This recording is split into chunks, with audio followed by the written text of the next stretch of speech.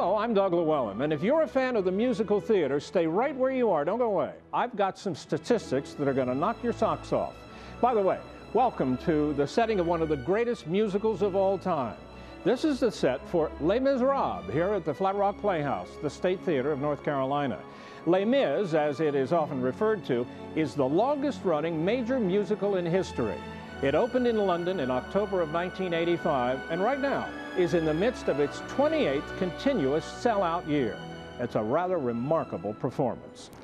And if you think that's remarkable, consider this. In the intervening years, Les Mis has been produced in 42 different countries, 312 cities, and 22 different languages. It has actually been performed over 45,000 times, almost 6,700 of those times on Broadway in New York. There have really been 47 cast albums recorded. And in those years, Les Mis has received over 100 major theatrical awards, including a Tony Award for Best Musical of 1987. To date, Les Mis has been seen on the stage by more than 65 million people. It's no wonder Les Mis is considered to be the world's most popular musical. And now, Les Miserables has arrived here at the Flat Rock Playhouse in what many believe is the most outstanding musical production ever presented here on the Flat Rock stage. There's no question, it's a blockbuster. The reviews have been extraordinary, and the audiences, quite frankly, have often been stunned. It's that good. There have even been letters to the editor of the local newspaper raving about how good this show is, and that's almost unheard of. What it all comes down to is this. Right here in tiny Flat Rock, North Carolina, population 3,159, there is a presentation of Les Mis that actually rivals what you would see on Broadway. And to top it off, the star of this show actually starred in Les Mis on Broadway. In the next half hour, we're going to take you behind the scenes to tell you all about the story of the making of Les Miserables. This show is being brought to you by BMW of Asheville.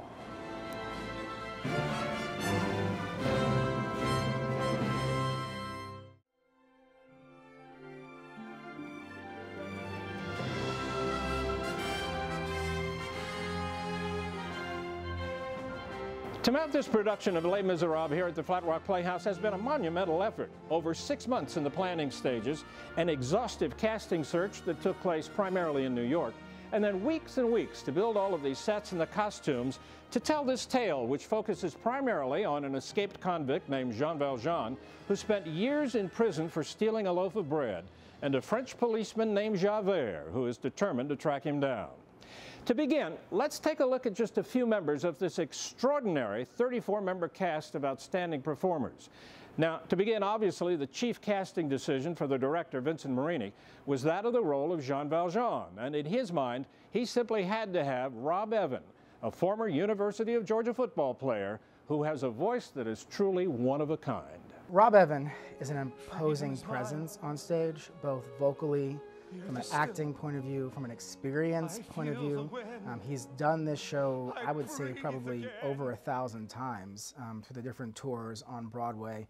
Played many, I think almost every single role in the male role in the show he's played at some point or another.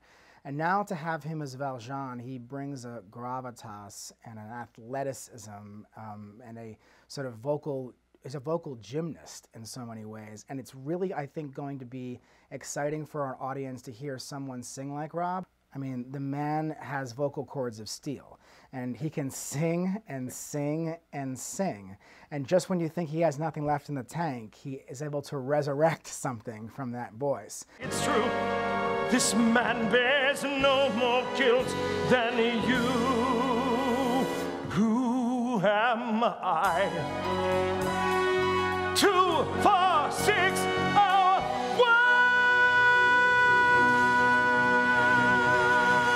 1! For Rob Evan, Les Miserables has actually had a major impact on his life. In fact, it actually changed the course of his career. Yes, I think that this is the single reason that I'm doing this professionally. You know, I studied business in college and probably thought I was going to end up being a lawyer and go to law school. But I saw this French musical that came through Atlanta, the Fox Theater, in the late 80s, and I took my girlfriend and took her out to a French dinner, and from the first note, it just completely captured me. I was a crying, sobbing mess throughout the entire show, and I walked out of there a changed person and realized that I had left my music behind during my years at Georgia as a football player and as a student, and I wanted to get back into that and start pursuing it.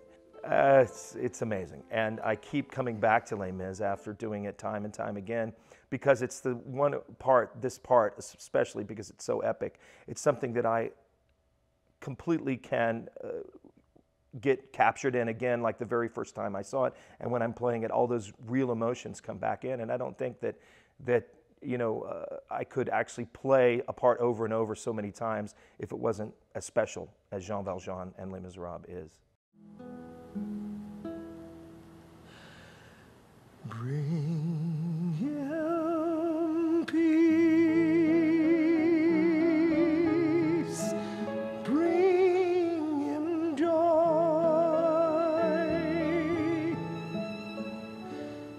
He is young,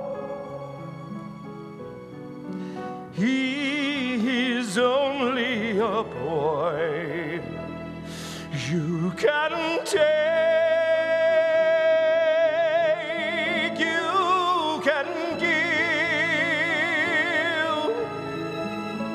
Let him be, let him live. To play the part of the relentless lawman Javert, producers selected Josh Davis. He's a Delaware native who began acting and singing while in high school. And while most people hate Javert, he actually likes him. He's like the guy that you wanna love and hate at the same time. When I was in high school, I saw my first Broadway show, and it was Les Mis. And I saw, out of everybody I saw, I wanted to play that role. I knew I wanted to play that role at some point in my life. And so when the opportunity came up a couple months ago to do it, I jumped on it. And I just love doing it. I mean, I think he's a misunderstood kind of person. He's not an evil person. He doesn't do anything evil in the show. He just lives by the rule of right and wrong, black and white. Let him answer to Javert. In this nest of wolves and vipers, let one speak who saw it all. Who laid hands on this good man here? What's the substance of this brawl? One of the other key characters is Fantine. Now, this is the role Anne Hathaway won an Oscar for in the movie version of Les Mis. For this stage presentation, the producers selected Erin Moser. She is a local favorite of the Flat Rock Playhouse audiences, and Erin says this is her dream role. I am very familiar with the show. I actually grew up listening to the album and seeing Les Mis. That was actually my first Broadway production that I saw. I actually saw it on tour when it came out to California, because that's where I'm from. And I fell in love with it. It was just so moving. The music was just amazing, and the storyline was heartbreaking and touching. And I remember sitting in the audience, and that was when I decided, this is what I want to do. You know, I really, really love this show, and I want to be a part of this production, and I want to do that. I had a dream my life would be so different from this hell I'm living, so different now from what it seems. I saw her play the role probably about 6 years ago, and I think she's even more right for it now, more right for it age-wise, more right for it in terms of how far she's come vocally over the years. She has an extraordinarily beautiful voice, and she's really emotionally involved in the character. And I also believe that having a daughter and having your own child makes you approach the role of Fantine differently. And I think that with Fantine, because so much of what she does is to protect her child, having a young child makes a big difference for her. Now life has killed the dream.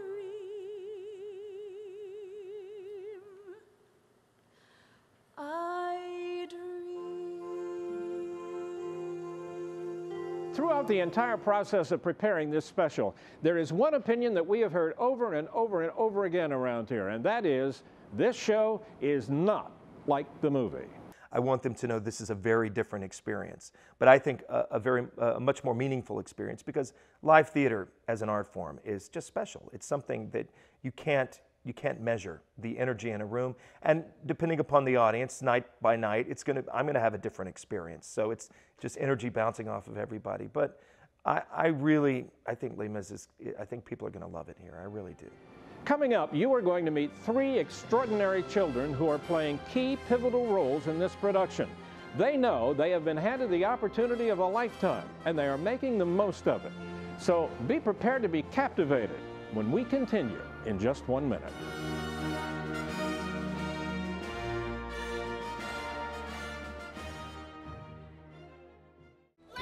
Charge 'em for the lice, extra for the mice, 2% for looking in the mirror twice. Here a little slice, there a little cut, 3% for sleeping with the window shut.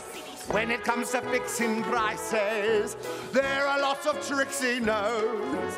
How it all increases, all in bits and pieces. Jesus, it's amazing how it grows. As we pointed out, the cast of Les Mis is really quite large, 34 actors in all, and that includes several key roles that are filled by children. Rather than cast those parts in New York, director Vincent Marini was convinced he could find the talented kids he needed right here at the Flat Rock Playhouse Youth Theater, which trains children in acting, dance, set design, and other aspects of the theater. And you know what? He was right. He did. When we were looking for kids to put into the show in these sort of really pivotal key roles, specifically young Cosette and Gavroche, I thought that we could probably find the Cosettes here, but I was concerned about the Gavroche because he's in the show a lot. I mean, he's in the show for a good, I'd say, hour and 10 minutes. So he's on stage a lot, his role is very important, he has to sing a lot, and of course he meets sort of a tragic end. And finding someone that can do all that is difficult. We were very fortunate in the audition process to have a couple of good choices, but ultimately Clark McDonald, when he came into the audition, it was clear that he was the right person for the part. Even though he was born here in North Carolina, Clark has been busy perfecting a Cockney accent for the song that he sings in the show. And little people know when little people fight. We may look easy pickings, but we've got some bite.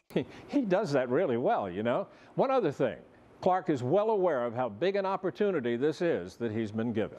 It's huge.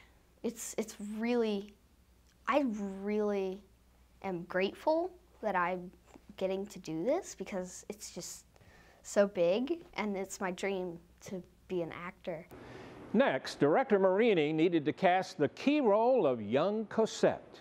I was really looking for kids that could play in the 8-year-old range, not older, not in the 11, 12-year-old range. And I was very fortunate to find 2 beautiful twins that could split the role, which makes it even easier, because it's tough for, you know, a young person to have to perform 8 shows a week consistently.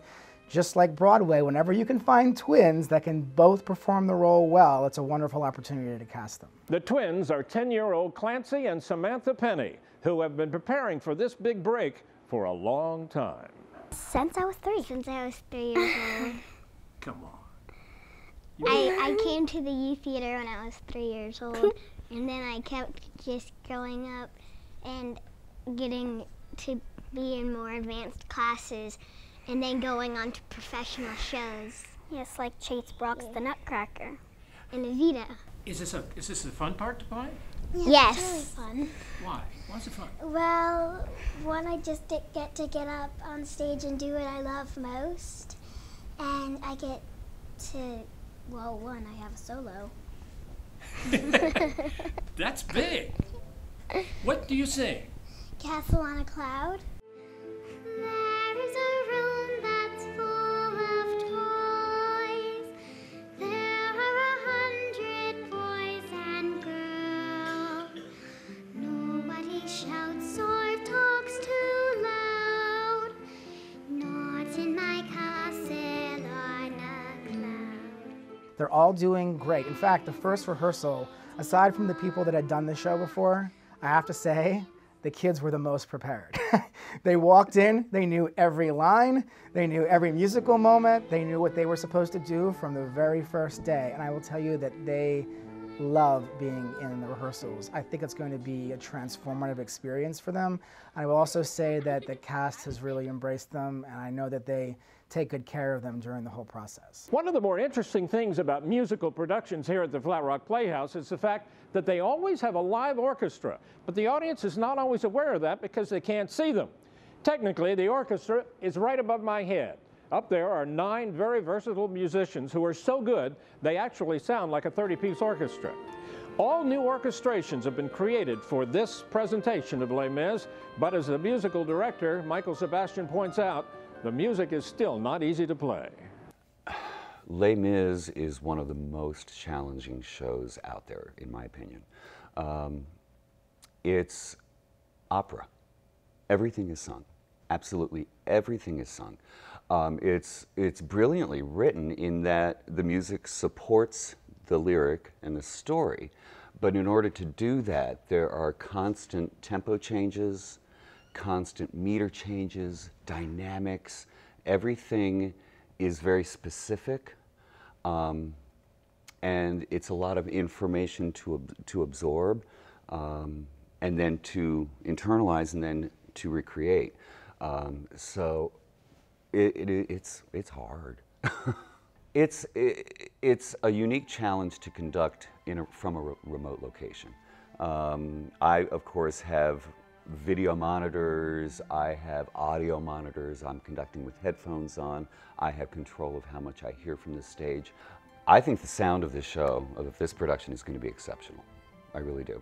We're using all local musicians, and I have the utmost respect for each and every one of them. I'm absolutely certain that every audience member will come out with a profound emotional impact from this show.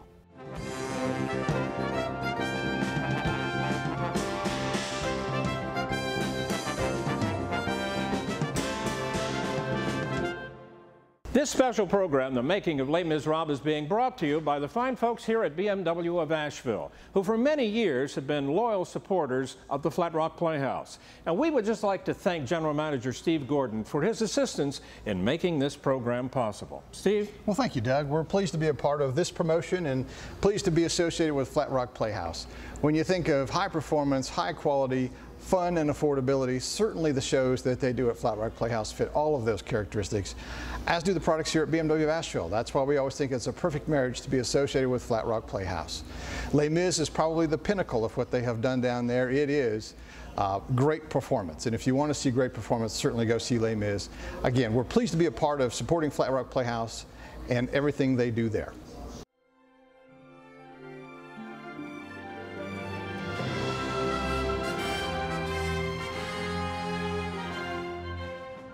Welcome back.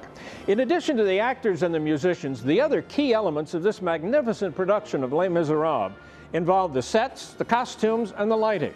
Now, the sets have all been designed by Dennis Malden, who is the head of the scenic design team here at the Playhouse. But as for building the sets, that's a whole different story. That became a challenge for Adam Goodrum, who's the technical director. And from his perspective, this was a huge challenge involving several thousand man-hours to complete. Les Mis it's definitely a rare example. It is the musical that beats all musicals. It's massive. It's huge, and I use the term a lot. We're doing a theater magic. It's to pull this off in 3 weeks. It's near impossible, and it's verging near impossible. But we'll get there. The other thing I always like to say is the show will open. Box offices sold tickets, there will be people in the house. The show will open. Mainly the shop's been full of to capacity, not only with scenery, just with building materials, pallets of lumber, crates of steel pulling in, filling up the shop. It's been a massive undertaking between just not only buying supplies, but having to be up here still off the shop floor drawing so that they have something to build downstairs, but still being able to be downstairs to answer questions and go shopping at the same time. Of all the set pieces in this show, and there are a lot, there is one that is so impressive, although it doesn't look like it right now back here, but so impressive that when it's moved on the stage, it actually prompts the audience to break out in applause. I've never seen that anywhere. In any event, it is the set for the barricade, built by the students to help protect them from the French police. The barricade itself, it's big. It has to cover the whole stage, and there are a number of men. I think there's 14 to 16 guys that have to battle on this unit and have places to be, places to die, places to climb over, but it has to be a pile, for lack of better terms, it has to be a pile of junk. because it is. It's just what they could find in the streets, what they pulled out of their homes, tables, chairs, pianos, pots and pans and barrels, just stuff they found laying around to build this barricade up. But the problem for me is to build it structurally so it looks like they're standing on a headboard of a bed, but they're actually standing on a platform, or to look like the old harp of a keyboard, but of a piano, but they're actually standing on something a little bit more structural. And then mixed into all that is speakers. There's going to be lights in the unit. There's going to be a lot of pneumatic gunfire in the unit for stuff to blow up and stuff to pop out and stuff like that. All in the big giant unit covered in garbage that has to disappear and track and have people climb on it. It was a huge undertaking. It's been a month-long, constant, almost 24 hours a day build to get this thing done. And now watching it all come into the theater is so exciting. I wanted to just say one more thing about why people should come out again and see the show. Because most people, I think, have seen the show somewhere at one time or another.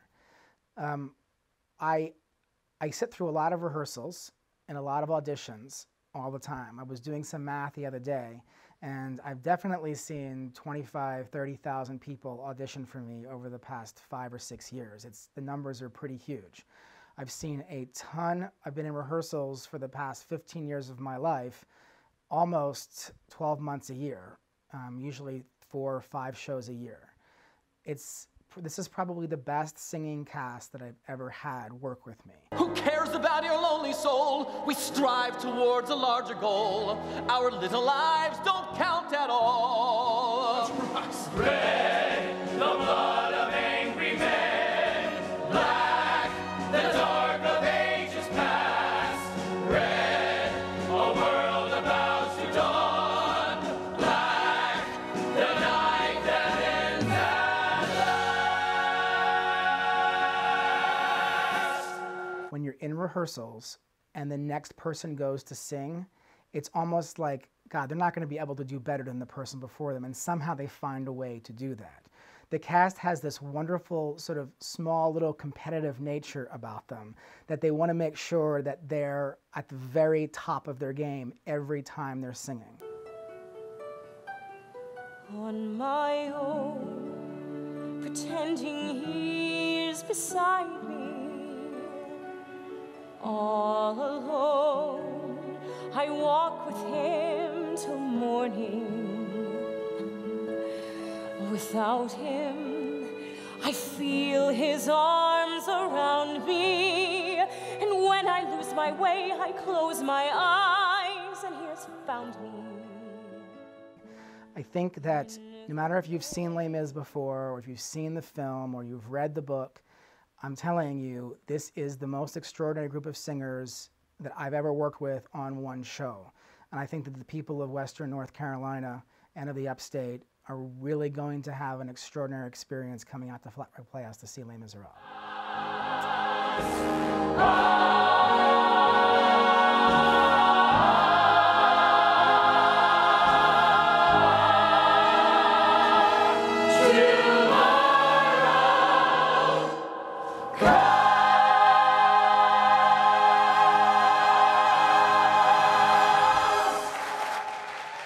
Now that the rehearsals are over, the sets have been built, the show is opened, and the reviews are in, audiences here in Western North Carolina are going to have a chance to actually see the results of all of this work. It seems pretty certain that Les Mis is destined to go down in history as one of the most outstanding musical presentations ever put on here at the Flat Rock Playhouse. The show runs here at the Playhouse through August 18th. And if you're a fan of the musical theater, I urge you to see it. It really is special. Thank you so much for being with us. I'm Doug Llewellyn, and I'll see you at the show.